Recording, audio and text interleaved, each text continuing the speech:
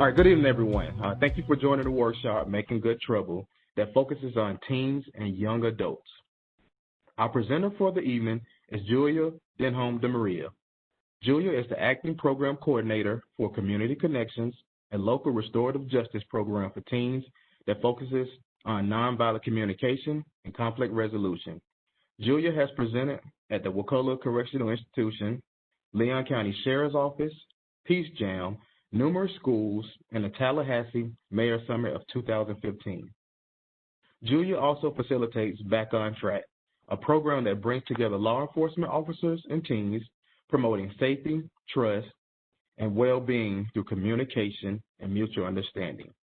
After graduating from Bard College in New York, Julya moved back to her hometown of Tallahassee. Her hope is that everyone, especially young people, will know that they matter and belong in the world. Ladies and gentlemen, it is my pleasure to introduce Mrs. Julya DeMaria. Thank you, Marlon. Welcome, everyone. We're going to dive in and get started. So as Marlon mentioned, this is not a screening of the entire film, although, as you mentioned, you should have access to it, and I highly recommend watching it. But rather, tonight, we'll just be watching excerpts from the documentary, and then I'm going to want to hear from you, your reactions, your thoughts, ideas.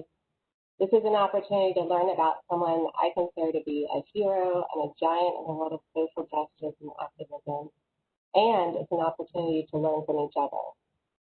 Also a call to action. What are practical steps each of us can take to get involved in a meaningful and impactful way? Just by showing up with each other here tonight, we have created community and a certain level of fellowship. I ask that you notice what it's like for you to be in a group. Maybe you like to stay on the outskirts, so to speak, and maybe you're relieved that your video isn't on. Maybe you're someone who tends to raise their hand at the first opportunity and you're always eager to speak. And maybe you're somewhere in the middle. I want you to know that wherever you are on the spectrum is perfect, and that wherever you are now on the spectrum is not fixed. That is, it can change. We can change. At times throughout this evening, I'll be reading, and at times we'll be having more of a conversation. This session is geared primarily towards young people, but any and all are welcome. As we view the intro to the documentary in just a moment, I want you to listen to what Mr. Lewis is saying, not just the words, but the meaning underneath the words. And this first clip is only a couple minutes long, so here we go. And bear with me as I remember how to share it. John Lewis said, "Nothing can stop the power of a committed and determined people to make a difference in our society." Why? Because human beings are the most dynamic links to the divine on this planet. My purpose in this session is to present you with some information and to facilitate conversation among people in attendance tonight. Maybe you're a long-time John Lewis fan, or maybe you've never heard of him before tonight. One aspect of Mr. Lewis's legacy that I have tremendous respect for is his huge capacity for love. He said, never give up, never give in, never become hostile. Hate is too big a burden to bear. We'll watch the second clip, and then I want to hear from some of you. Julia, I see a hand up. It's Michelle Gale. Okay. You can go ahead, Michelle. Did you have a question or comment, Michelle? She should be unmuted now. There we go. Go ahead. Thanks. Go ahead, Dr. Gale. I'm so sorry. That was my mistake. I just put it in to answer the question. Please put my hand down. Sorry. Click it again. This platform is new to me. I am so sorry. Okay. Totally fine. Okay.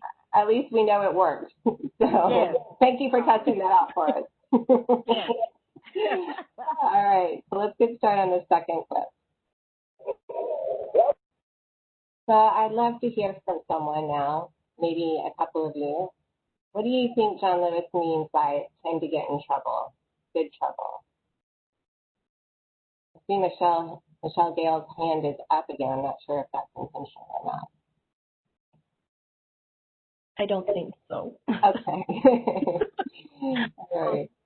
Julia? Yes? This is Commissioner Williams Cox, and I love getting in good trouble. If I don't get in good trouble, I'm not having a good day. And I had the honor and pleasure of meeting Congressman John Lewis in 2012 here in Tallahassee at Florida A&M. Some of you may have seen me post the picture, and he's my boyfriend. He was my boyfriend. He didn't know it, but he was my boyfriend. And I often think of him when we're doing things that we're trying to do in our city. I wish that he had had the opportunity to visit our Black Lives Matter mural before he died, but I hope he heard about it. Because one of his last public appearances was at the Black Lives Matter street there in D.C. So I hope he heard about us, and I hope we're making him proud, getting in good trouble. We'll be getting in more good trouble this weekend as we march souls to the polls. And I know that if he could be here, he'd be out there with us. So there's nothing wrong with getting in good trouble. It's the bad trouble that gets us, that's the problem. So we just got to make sure that we measure it and temper it and get in good trouble. But if you find yourself in bad trouble, notice what happened. He did not resist arrest. They did not resist arrest. Know how to get arrested. And be prepared. Have someone ready to come get you out of jail if something should happen, because we have more protections now than they had then. And even then, as he said, he got arrested 40 times, 5 more times while being in Congress, and he was probably going to get arrested some more. But I'm sure you saw how he was dressed. He had his trench coat. He had his backpack with his apple, his pen and paper.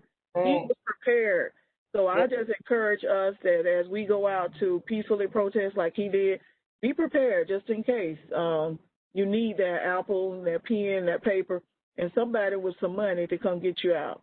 Yes, I love getting in good trouble. I love it, and I want more people to join me. That's great. Thank you, and what an honor, what a beautiful memory to have of meeting him.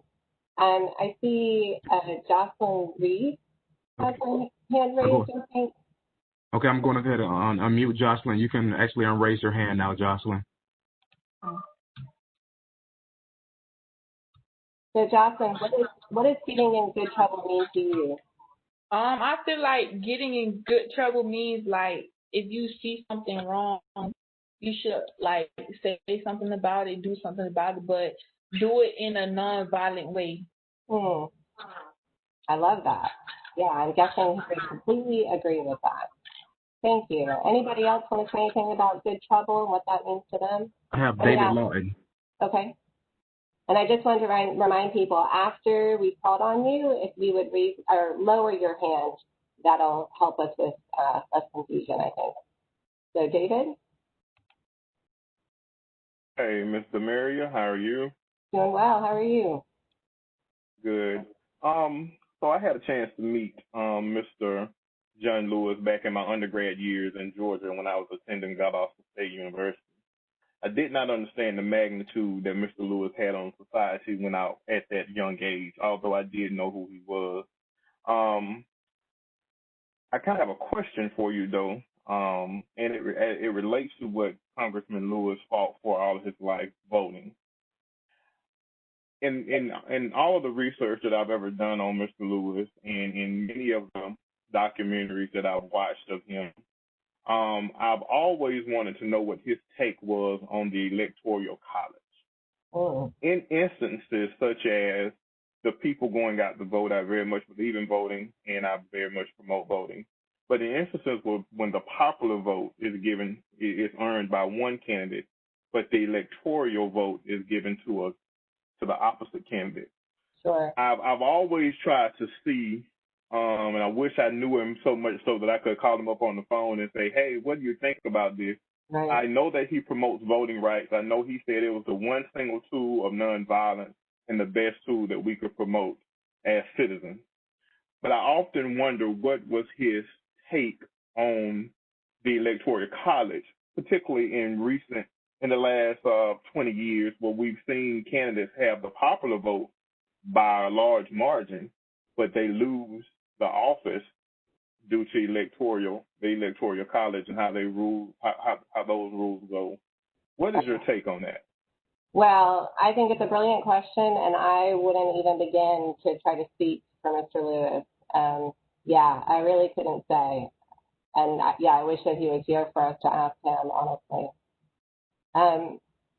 I also want to say, Mr. Lewis, you said that before we went on any protest, whether it was sit-ins or the freedom rides or any march, we prepared ourselves and we were disciplined. We were committed to the way of peace and the way of nonviolence, the way of love, the way of life as the way of living. And I want you to keep that in mind as we view the next clip. Julia, there was one person had one more question. Sure. Robin Rhymes asked, why do people get arrested for engaging in peaceful protests? Well, again, that's a great question, and I wouldn't be the one to answer that. Yeah. But I think for me, like, the important thing to know is just that does happen, and like the councilwoman was saying earlier, it can be good to be prepared and to be, nonviolent, even when that's happening. And she said, like, know how to get arrested, which unfortunately is a reality. So, yeah. Sorry, I don't have a straight answer for that.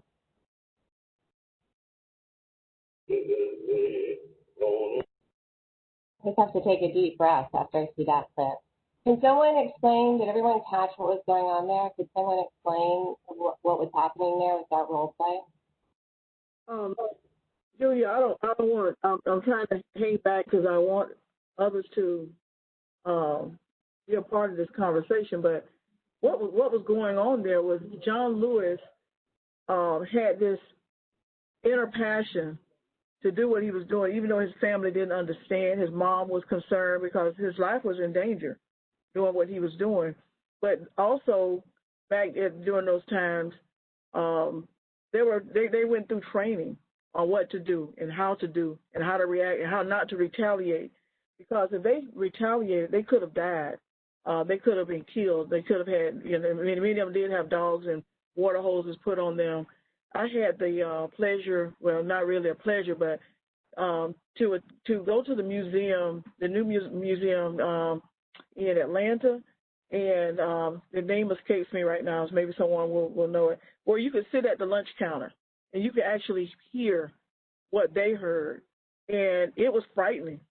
It was very frightening to hear that, and that was a simulation. Can you imagine being there in person when folks are saying these things and they're doing all these things and they're dragging you, and it not only happened in Alabama and in Georgia, it happened in Florida as well, right here in Tallahassee, as a matter of fact.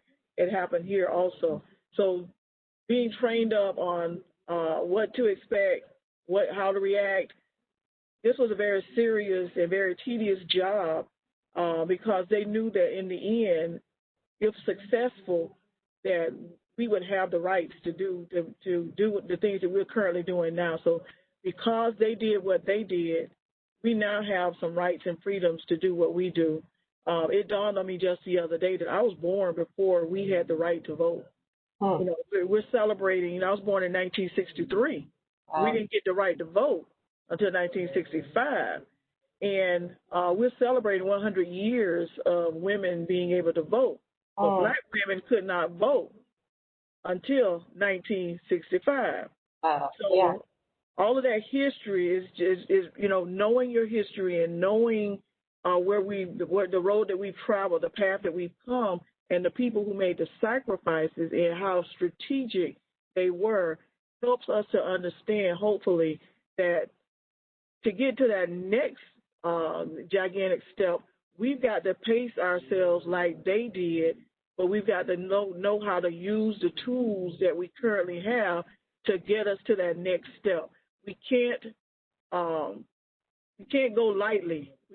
We gotta know what we're doing, and we've got to be calculated, and we've got to be strategic to do that. So, right. Yeah, and Kimberly Rivers wrote that they were preparing the students for what they were about to face, which is absolutely right. Trying to get them equipped and just ready, prepared mentally to go out there and be, greeted with some really harsh realities there. So they're building the capacity to withstand that and like you were saying, really move us through and get us to a better place of being. Did anyone catch at the beginning of that clip, he had written a letter. Mr. Lewis had written a letter. He was really young at the time, he had written a letter to somebody and why. Did someone catch that? Julia, Tia Washington has her hand up. Great. Tia, I'd love to hear from you. Hi, good evening. Hi. So I did catch that, and it shows purpose because not a lot of people know or fall into their purposes, but it's like he knew from the beginning that he had a purpose, and no matter what his siblings did or his parents did, he knew that it was something destined for him that was completely different. And so with him taking that step to write that letter, it was showing him falling into his purpose because he knew that it was that step he needed to take in order to be where his heart, and even if he didn't know it, consciously, it was there in the back of his mind. So it definitely promoted him to take that additional step. Yeah, that was bold, for sure. Did anyone else catch who he wrote the letter to and why? Here he is. He graduated high school. I know we have some high school students here with us tonight. Imagine that you've gone through everything you've been going through, right? Like taking care of business in the way you need to, getting your grades up, getting all your work done. You graduate high school and you want to move on to college, right? And so you apply and then you don't hear anything back. You don't hear anything back. Imagine how disheartening. But like Tia was saying, like he tapped into some kind of purpose that he had, right? And he went for it. He didn't mess around. He wrote to Dr. Martin Luther King. And like she said, it kind of like, in a way, almost sealed his future there, right? Put him on this path. Yeah, pretty amazing. He said, John Lewis said, we need someone who is going to stand up, and speak out for the people who need help, for the people who have been discriminated against. And I'd like you to think about those words as we move into the next segment. Any other hands? Anyone else want to share while we move into this? Are we good for now? I think we're good for now. Okay. We will meet the capacity to inflict suffering with the capacity to endure suffering. Do what you will to us, but we will wear you down. We felt unity, we felt power, we felt strength. I don't think any of us. All right. So did someone catch why the protesters were sitting at the lunch counter? And I'd love to hear, like I said, I know we have some younger folks on the call tonight, and I'd love to hear from some of them. Tia, it looks like your hand is raised, but I'm wondering if that's from earlier or if you had something else. Anyone? Well, we have a Jocelyn Reed with her hand up. Okay. I think Naomi will have to unmute her. Okay, could you please repeat the question and then I'll answer? Yeah. So why were the protesters sitting at the lunch counter? I felt like they were sitting at the lunch counter to probably prove a point, and to like everyone should be treated equally, everyone should get served. I think you're right. Yeah. Yeah. Anyone else? I thought I saw another hand at one point.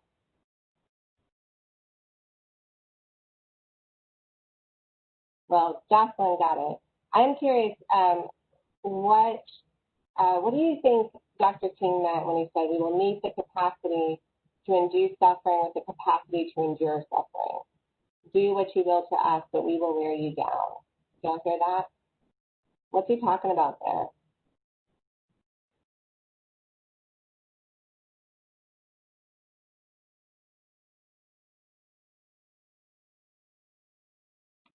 Have a David Lawton with his hand up, and Dan Kahn next. Okay.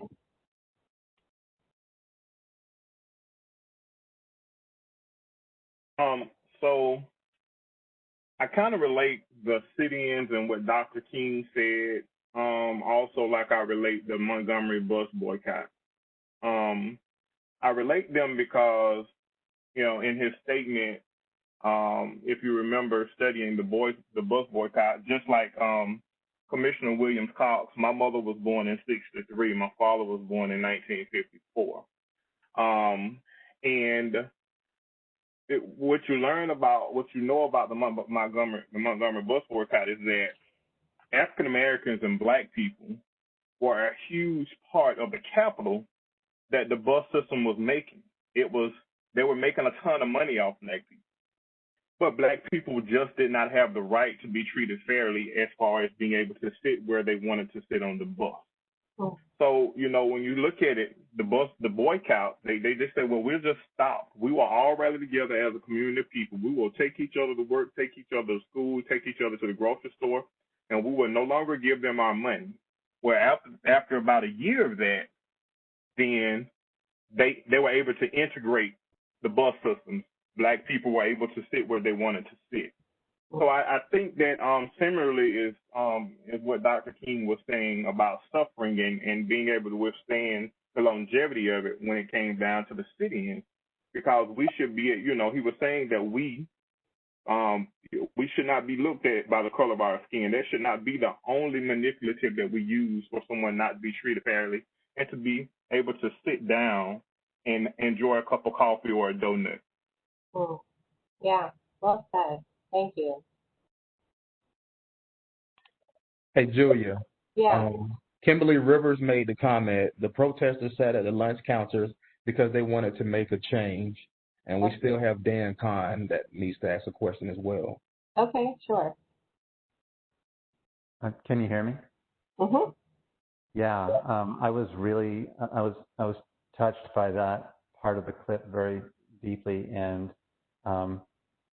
I heard the narrator say, I guess that was the voice of John Lewis, saying that we had to change.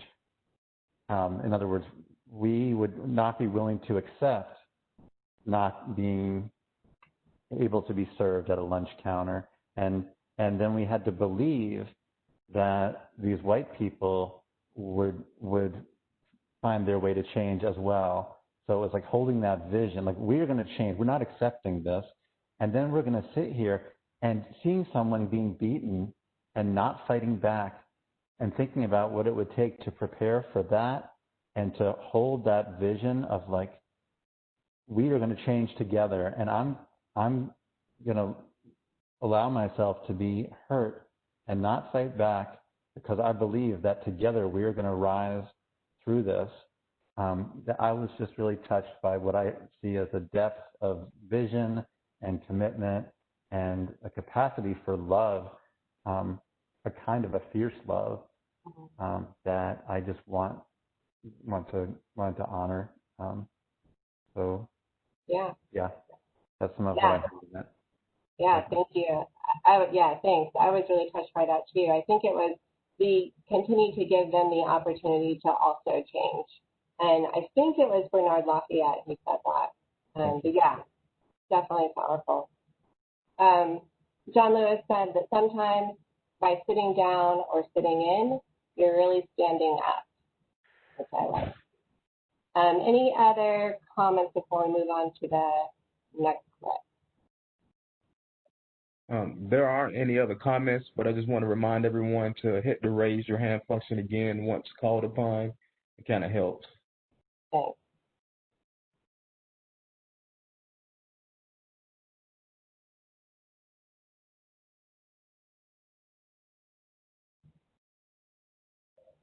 John and I took different paths. I got married.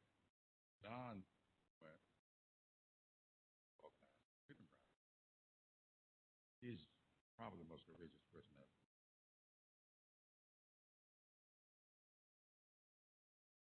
I heard that the Congress for Racial Equality would be sponsoring the Freedom Ride. And I applied to be accepted as a Freedom Ride. Even though the law of the land says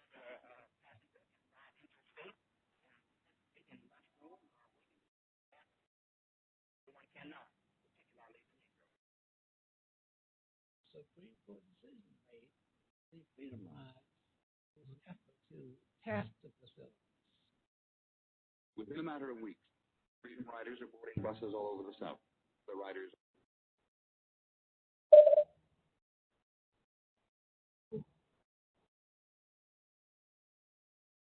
So can someone sum that up a little bit? Like who are the Freedom Riders and what did they accomplish? And again, loving to hear from especially the young people. See a couple of hands. I have Stephen Washington.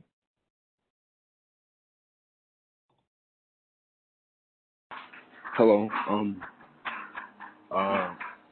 The Freedom Riders are people who fought for black rights, and their whole purpose was to have equal, like they wanted everything to be equal, like, and yeah, my opinion is I really respect the Freedom Riders because I wouldn't have the opportunities I have today. Yeah, thank you. Yeah, like if they hadn't done what they did and taken a stand for what they believed in, our lives would look different now, right?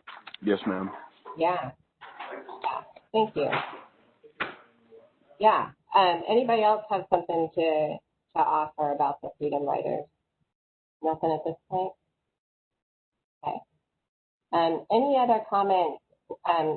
We have a few more clips. So I'm just wondering, anything else that is like alive for anybody that they're wanting to share before we move on?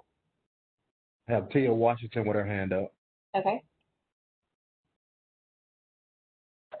Yeah, so my question is, and it's not pertaining to the to the clip that we just watched, but I wanted to know, how do you suggest reaching youth that are used to getting in the quote unquote bad trouble and giving them new purpose and seeing the value of getting into good trouble? So let me repeat just to make sure I got your question. You're wondering about how when there are youth who are getting into the quote unquote bad trouble, like how to reach them, how to kind of get so that the trouble doesn't work. Sorry, there's something like that. Right, because, they see value in what they're doing, but it's just giving them new purpose and seeing the value of still standing and having, believing in a purpose and believing in a right, but going about it the correct way. Yeah, right. Yeah, great questions. And part of what I'm here for tonight is really not to give any kind of advice. It's more to just facilitate conversation. So I would love to hear, if everyone heard Tia's question, I would love to hear if there's anybody here in attendance in our little community here for the next hour or so who has any ideas about that, because that is part of what we're doing here. How do we get into good trouble? How do we inspire others? Hey, Julia. Yeah. Kimberly Rivers made the comment, the Freedom Riders saved the soul of America. They caused white Americans to treat black Americans more fairly. Hey, Kimberly Rivers is on it. That's great. Yeah, and I am wondering, I'm curious if anyone has a response to Tia. Anyone have any ideas about, excuse me, how we can transform like the bad trouble into good trouble? I have David Lawton with his hand up. Okay. All right, it's me again, Miss Julia. That's right. I think that it's interesting in the young lady that made the comment about the young people that get into bad trouble. I think it's interesting if you look at people like Representative Clyburn from Carolina and Congressman Lewis, which was from Alabama but was for a congressman for Georgia. I think if you look at what Representative Clyburn said, that he made a very important point when he said that he wouldn't have been able to withstand what Congressman Lewis went through. And I think it's very important that we all kind of know our boundaries for what we can handle. Personally, I have much respect for Congressman Lewis, someone that was beaten in the head, fractured skull, repeatedly arrested for trying to just stand up for humankind. So with young people, I think that they need to first be able and be encouraged to be their authentic self and to be the best person that they can be. And then someone should be discussing with them as well as listening to them as to what they believe their purpose is in life. Because everybody's purpose isn't to be a civil rights leader. But you can be a change in your community in some form, whether that is helping other troubled youth, or whether that is helping out teenage mothers, or whether that's assisting with the illiteracy rate in the community. You know what I mean? And when we talk about getting in good trouble, I think it's important to remember that sometimes you can stand up and speak and be heard and don't have to get in any trouble. You can sometimes just allow people that will listen to just see things from a perspective that they've never really had to look at it before. Yeah, that's a great point. And I think it's part of what you're saying is encouraging folks to find their own path and a way to be productive and contribute. That there's no shortage of need in the world, right? There are lots of different ways we can plug in. Absolutely. Yeah, thank you. I saw we had a comment from Shelley Keith. I was struck by the comment about fighting for the soul of the country. I feel that we as a society are currently doing that now. Any other comments before we move on to the next clip? All right. Dawn Walker has a comment. She has her hand up. Now, I don't know. I don't know that it's troublesome, but right now is a particularly good time to get in touch with the party that you support and to perhaps take that little cell phone and put it to some use, because there are phone banks that are operating right now to get out the vote. And all of the things that John Lewis and everybody else in the movement were involved with were to end the suppression of black voting and to give democracy a more full meaning in the community. So now is really the time to get physically involved, boots on the ground, and digitally involved as well. All you got to do is go on Google and look for phone bank and put the party that you wish to support. Believe me, they'll respond. Lovely. Thank you. I love it. Thank you for that. All right. Nonviolent resistance or nonviolent action is defined as the practice of achieving goals such as social change through symbolic protest, civil disobedience, economic or political non-cooperation, or other methods, while being nonviolent. In my work, the bulk of what I do is help people with different views learn how to listen to each other with respect. That doesn't mean that we all must agree with each other.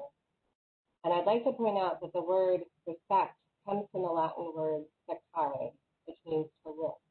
And the re in this word, it means to do again. So to respect another is to look again. In other words, it means to acknowledge everyone's right to hold a different point of view. And I think it goes a step farther, maybe even as far as to try another viewpoint on and really empathize with another's experience, even if it's worlds away from your own. I'd love to hear from a couple of people, tracking the time. I think we have time. Did anyone catch why he left the Student Nonviolent Coordination Committee? Did anyone catch that? There's like a shift in the attitude and the leadership. Anyone? David. Oh. I have David Lawton. Dan Kahn. Hey, can you hear me now? Yes, I hear you, David. Oh, well, he simply left because he didn't want to have that representation. I mean, the whole thing that he practiced was nonviolence and love. And so Stokely Carmichael and the Black Power movement came in with almost with the by any means necessary mentality, and it was going against everything the movement had fought for that to that point. So I think that he was strategic in saying that I never uttered Black Power, and they voted me out of office. So rather than falling out with him, he just said it was time for me to move on to the next thing that could further his cause of peace and love and nonviolence. Right. I think you said it beautifully. Yeah. And obviously he was still able to be very effective in how he proceeded. So part of what we're doing here this evening is raising awareness about the importance of voting and the impacts of not voting. John Lewis worked tirelessly for this cause, as you'll see in the next clip. But first, let's see. Do we have a comment?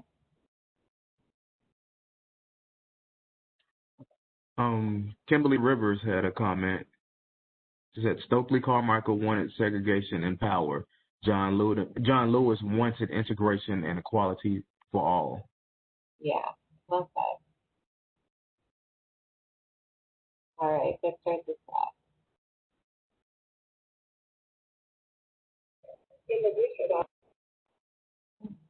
So, did you hear the part just now where he said it was dangerous to get people registered to vote? Did anyone hear that? And if so, why do you think it was dangerous?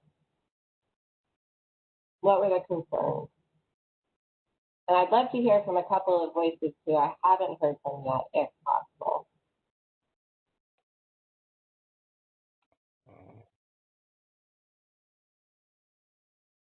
I had Dan Kahn with his hand up at first, but I guess he put it down. He's trying to help me get other people to participate. Really, I would love to hear from a couple of folks who haven't spoken yet.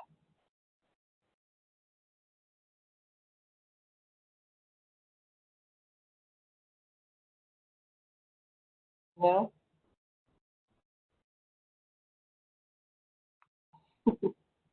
I see that someone asked to please repeat the question. Oh, thank you. Yeah, so I was asking if you caught in that clip where it said it was dangerous to get people registered to vote. And I'm wondering if anyone has any idea why. What would be dangerous about that in those days? And why was he working so hard to get people registered? And not just registered, but actually to the polls, right? I have Stephen Washington. Okay. So we would have a say, you know, like if you're not voting and you have the opportunity to vote, then your voice isn't going to be heard. Yeah. The whole point is just to make yourself known. Yeah. Yeah, exactly. Thank you. Yeah, he said it's not just enough just to be registered, right? Like you have to actually go vote. True. And then there was that other little question too about why was it dangerous? So wondering if anyone has any thoughts on that. I have Donna Walker. Okay. You know, in some areas of Alabama in the early 60s and late 50s, you had, you know, less than a 1%, you know, of people of color were registered to vote because it was so dangerous, and you couldn't pass what they call literacy test, and not only because, you know, people who could read could not pass the test, but that you couldn't pass the test because sometimes the test itself, white people couldn't pass because the questions were about the Constitution and things that, you know, generally were not known. There were people coming down from other states. I remember a few Jewish kids were found buried dead when they came down to try to help register black people at that time. I mean, your life was on the line if you tried to thwart the suppression. Yeah. Yeah, all very true. Very real and dangerous. Thank you. Kimberly Rivers has a comment in the chat, and she says that white people were worried that the impact of the black vote would disrupt their white privileges. Oh. I think that's spot on. All right, we have, I think this is the last clip of this film, and I really do highly recommend that you watch it in its entirety. Yeah, I mean, I'm hoping you're getting something out tonight, but it really is powerful to see the whole thing.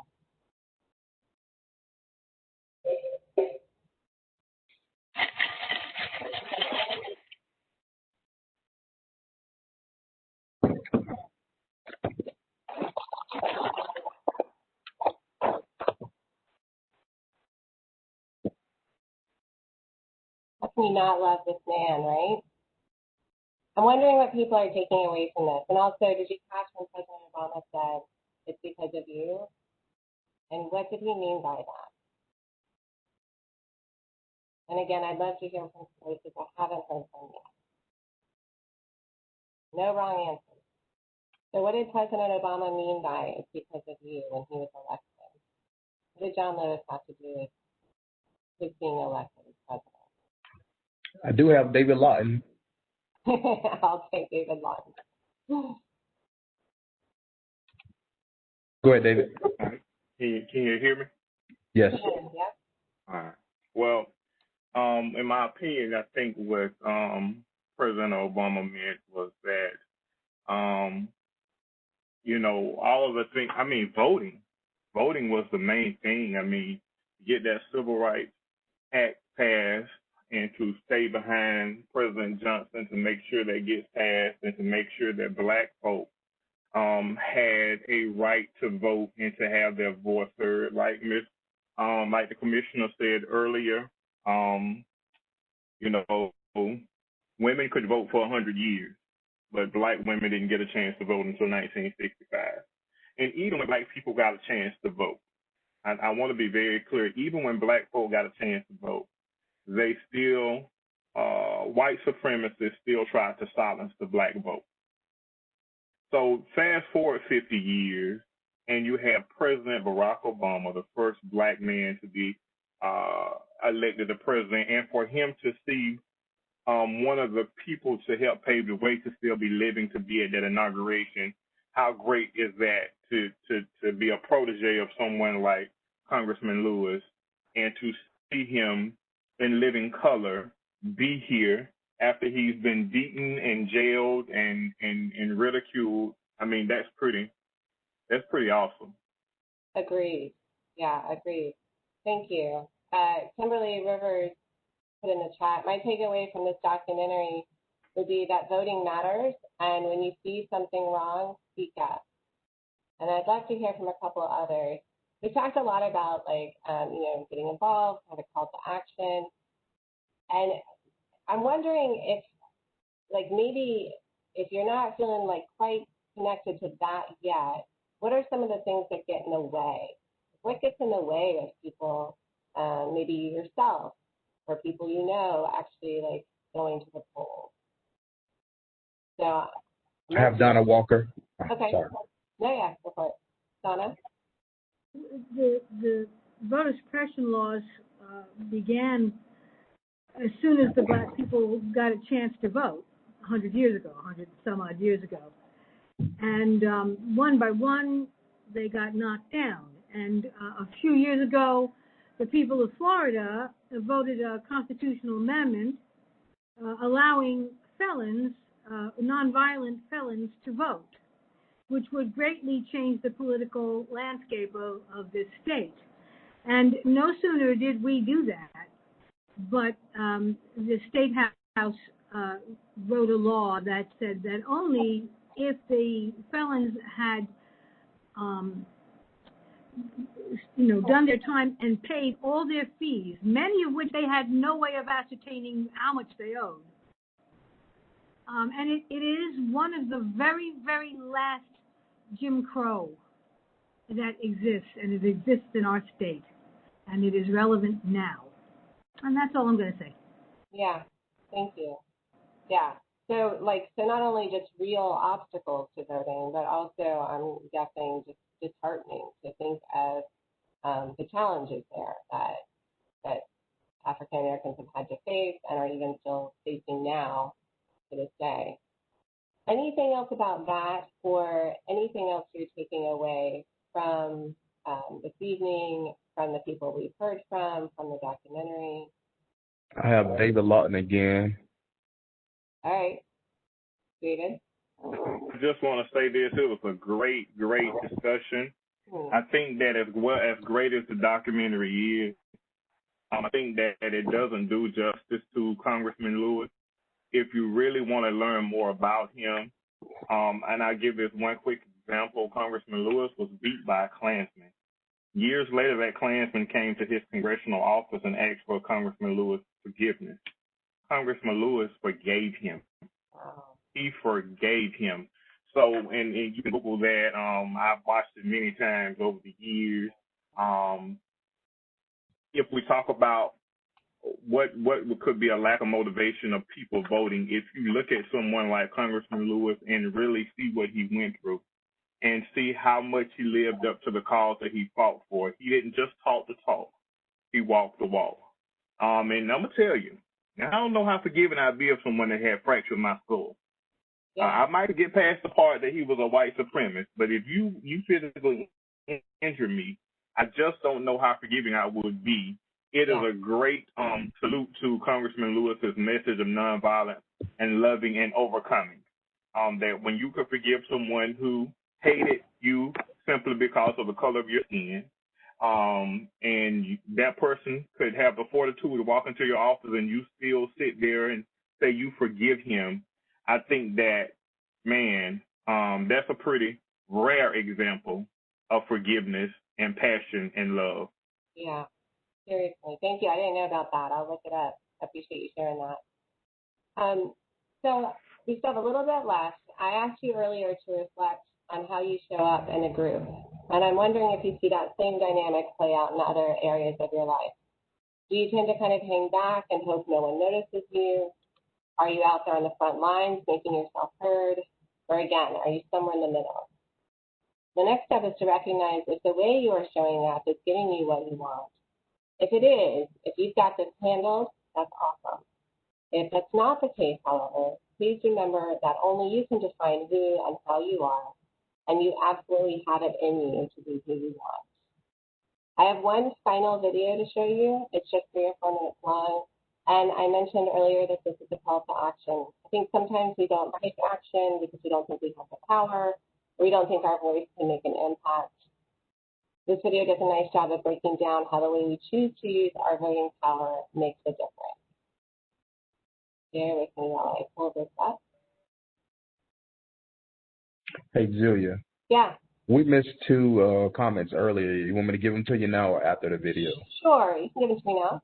Okay. Robert Rhymes wrote, there was a strong white resistance towards blacks voting because of blacks outnumber whites in some areas. And Dan Kahn wrote, Harry and Harriet Moore had their house bombed in Florida. They were killed because they registered people to vote across the state. Yeah, wow. So very real dangers here, very real consequences. Thank you. All right, here we go. John Lewis said, my philosophy is very simple. When you see something that is not right, not fair, not just, say something. Do something. Get in trouble. Good trouble. So to all of you troublemakers here with me tonight, thank you for your time, your participation, and the difference you're making in the world. It's been an honor. And with that, I'll hand it back over to Naomi to wrap things up.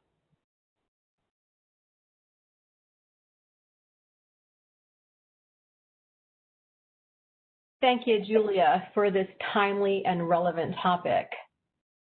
I want to remind everybody to check your link in your email, the one that you used to register for this event. You'll have a link to the full documentary, Making Good Trouble, that highlights John Lewis's life. He was certainly brave and benevolent, and it was unprecedented. He shaped the future in so many ways, and we're blessed that he was able to do that. On top of that, even though some people may not have registered to vote for the presidential election, In 2022, a mere 2 years away, 83% of the legislative seats will be up for re-election, and 435 out of 469 congressional seats will be up for re-election. Although the president is very important, the legislative branch, as highlighted in the video, is the one that really makes the laws that the president signs. So it is incumbent upon us to make those changes and to realize that opportunity. In closing, we'd like to appreciate your time and we value your input. So please complete the session survey, which will be emailed to you following the session. We urge you to help make this bigger and better next year, and we can only do that with your input. Thank you very much for your time.